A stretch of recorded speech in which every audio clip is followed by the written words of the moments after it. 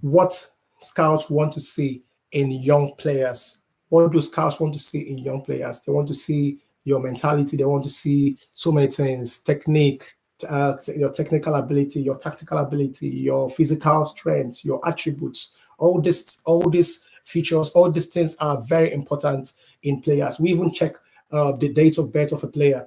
Is the player a late developer or normal developer or late or early developer?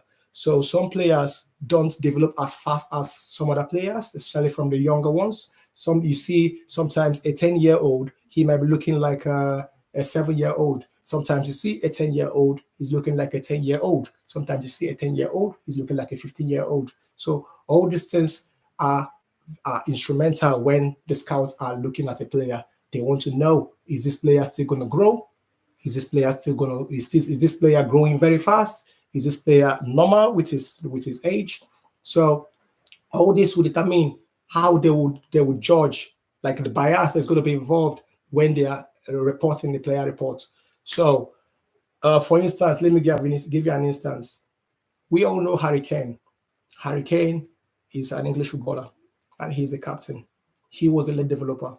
He was dropped by Arsenal when he was still growing up. So because he was a late developer, the advantages late developers get most times during scouting and during development is when they are late, then they demand extra attention from the coaches.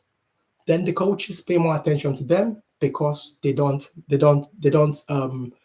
enforce the instruction faster than the normal developers or the early developers. So the late developers are always slow to carry out instructions, for instance, or maybe they need more explanation before they could actually carry out a task or whatever that is being demanded to perform.